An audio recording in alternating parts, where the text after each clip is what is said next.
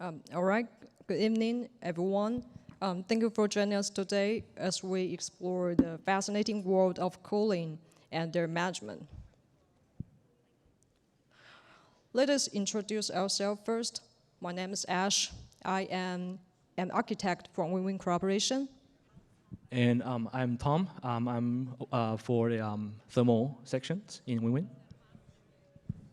Today, we're excited to share with you our latest development in the cooling management and how they can impact data centers and beyond. So let's begin our journey with a quick summary.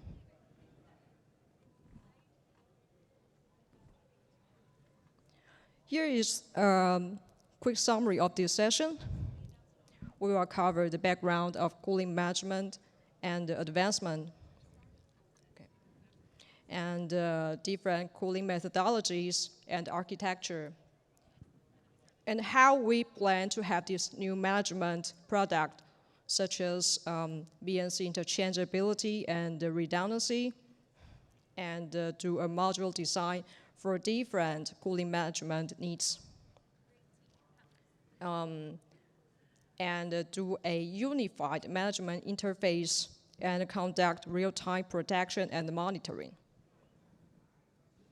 And finally, we will have an application scenario demo of this device.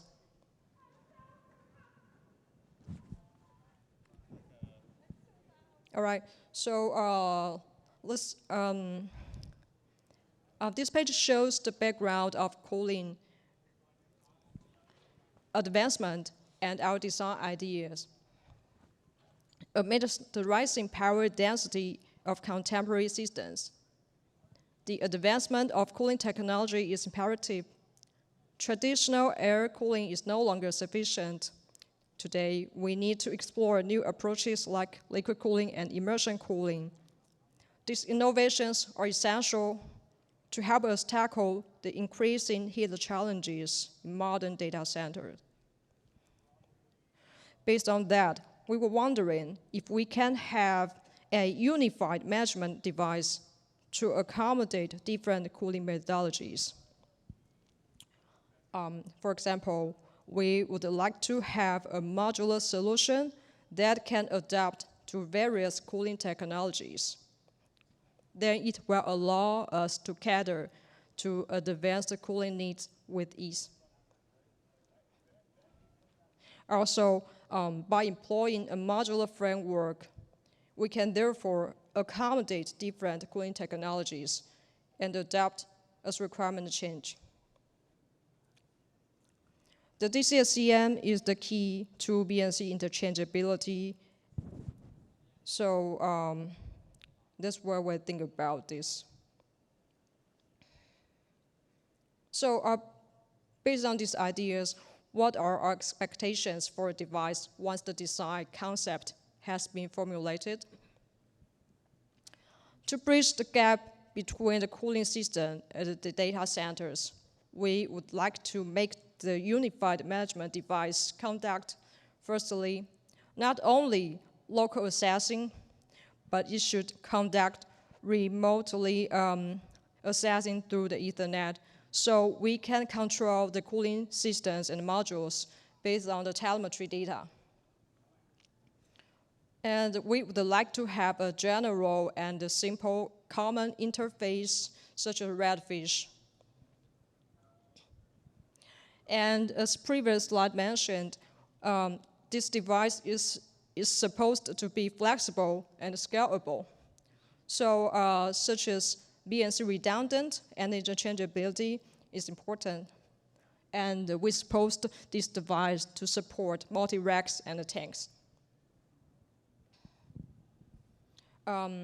For the cooling management, since it should accommodate two versatile cooling topologies, so you need to do real-time status monitoring and also manage different devices of different cooling solutions, such as fans, pumps, or other cooling modules, which is already accommodated an existing PLC.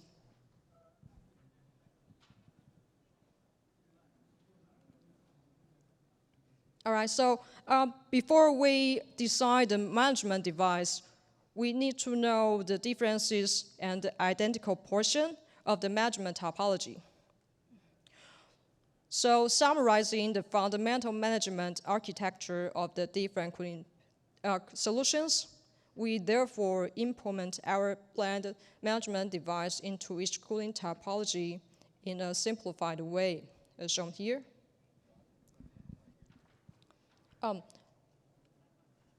This is the traditional and the basic topology for the air cooling.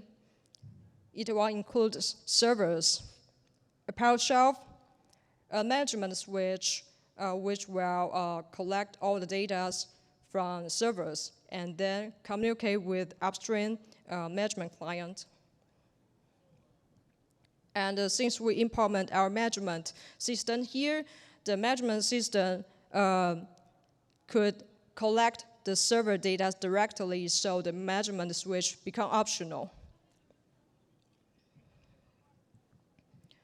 Okay, so when we immigrate into liquid cooling solution, besides of servers, power shelf, management switch, and client, we will have a CDU or RPU for the liquid flow recirculation, for the heat dissipation. And we may have a rear door heat exchanger if we adapt air-assisted liquid cooling. And there are many rack level sensors and actuators will deliver the measurement to help us ensure the rack level cooling system stability. With the management device, it will collect all the data and therefore managing and monitoring the health of the cooling system. As we implement the system into the immersion cooling, there will be no rear door heat exchanger comparing to a liquid cooling system. But there are many, many sensors of tank level, such as temperature sensors, pressure sensors will deliver the measurement. And there will maybe a PLC if the existing modules are already connected to a PLC. The measurement will collect all the data from not only servers, but also power shelf, CDU, PLC, or the tank level sensors.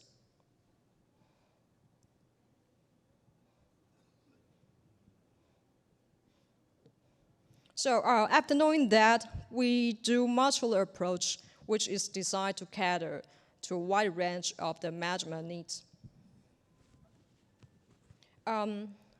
We put the fundamental part in a 1U tray as a base for the management system.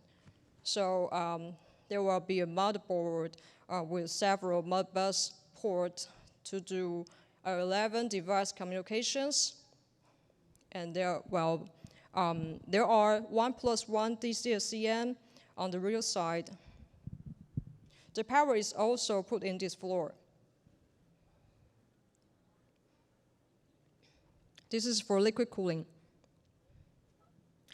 The previous is for air cooling. And for liquid cooling version, there will be an additional 1U tray with a GPIO board. As GPIO is a hardware-based mechanism, it can do rapid leakage sensing and immediately respond to the leakage signal while leakage occurs.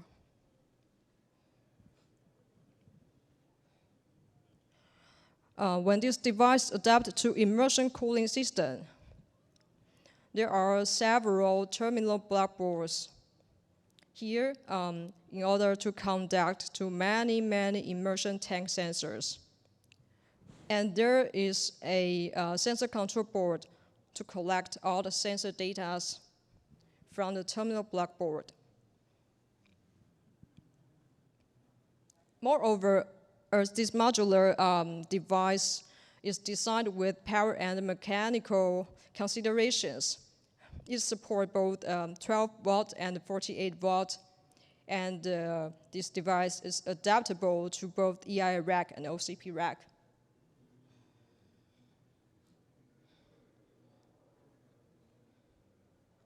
Okay, now after going through the background and all the design ideas, let's recap the amazing function of this measurement device. We call this device UMS 100, as it is a universal measurement system. This solution scales seamlessly from the server level to the racks. UMS 100 helps us achieve sensor collaboration, cooling energy optimization. This device provides a user-friendly GUI and customized API for data center integration. This supports remote and local accessing and support multi-tanks and rack management. UMS 100 is a comprehensive solution that can meet your needs, no matter the scale. Users can deploy the required monitor and control sensors in a unified format without the additional effort in updating the management firmware.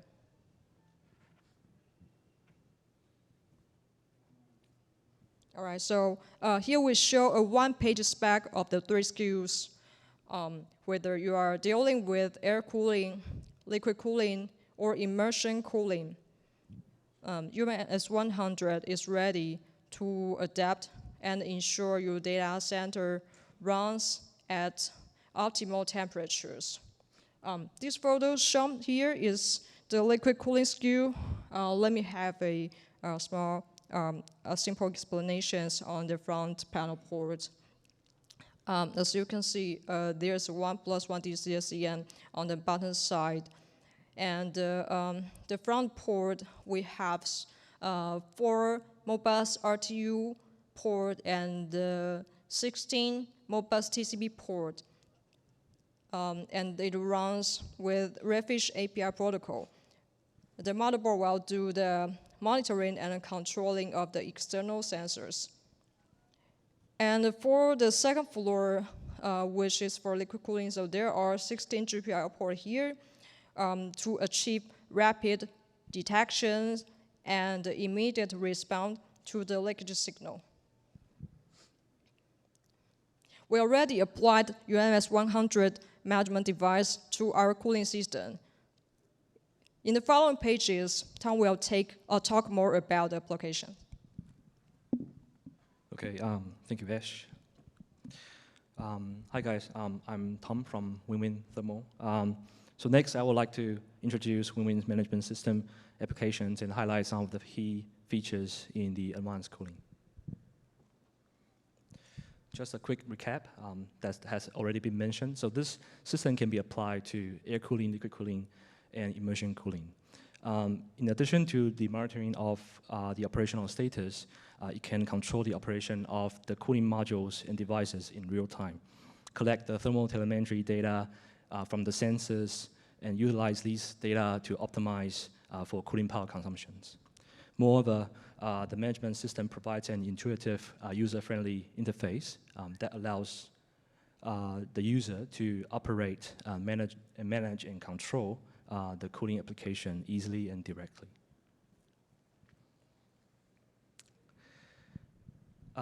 The operational status of the system can be clearly revealed in real time through the user interface. So when a critical component or sensors, such as temporary sensors, experience anomalies, the system will display these anomalies specifically on the user interface and indicating the position, the detail, and the name of the component. For instance, when the status turns into a warning, and we can see that there is a red dot pops up marking the location and shows the name of the component. So in this case, we can quickly and easily pick up that there is a warning in the situation and know that there is something wrong with the fan 1 on the rear fan door. So by further entering into the detailed page on the user interface, users can obtain information about health status of the abnormal component. And the system also sustains detailed historical data over time, such as RPN over time, that allows the user to, to dig in deeper if investigation is needed.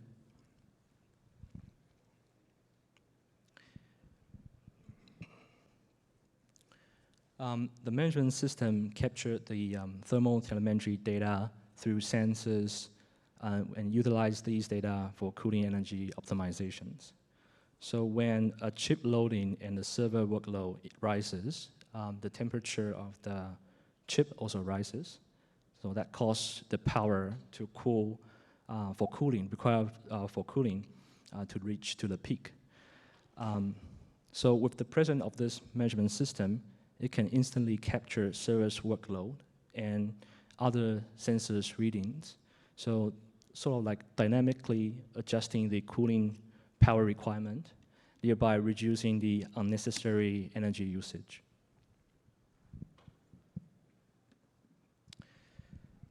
This management system also supports real-time protection, monitoring, active leakage detection, and status reporting, capable to mitigate impact from leakage. So for example, when a leakage happens on a single server,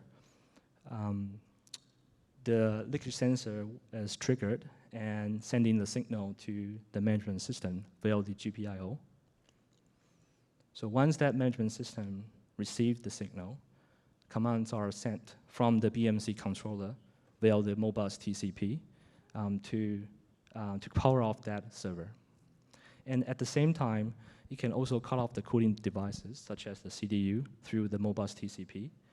That force the power supply to be disconnected to provide further water leakage. In more severe situations, it is also possible to simultaneously shut down other servers. So for the following, this animations of the demonstration and the actions that I have just mentioned. So once the leakage is detected, so first it will cut off the power of the server, and then cut off the power cooling water supply. And for more severe situations, we'll need to also cut off the other servers. And that's the end of the slides. So call to actions, the anticipated timeline for the spec contribution available in 2024 Q1. We do have our demonstration in our experience center and also a management system in the rack in our booth. And it's actually running at the moment, so please come to our booth for more detailed discussions. So we look forward to collaborate with partners from the OCP community. And please do browse our websites, the QR codes for the white papers. And that's it. Thank you.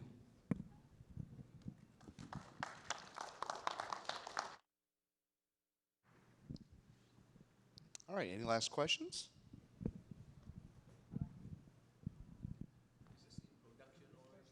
Yeah, exactly.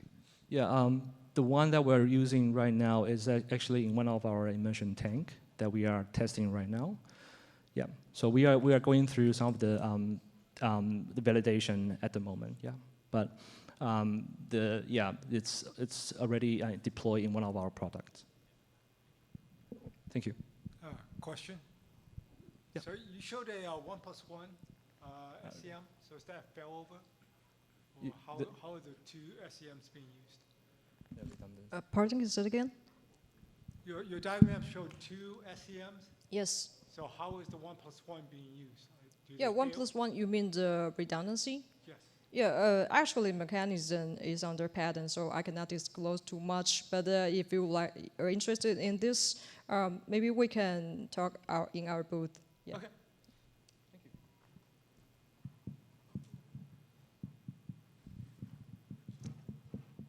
All All right, well, thank you again. And that concludes the harbor management track for the day. So thank you for taking it all the way to the end, and enjoy the rest of the show and the block party night. Thank you.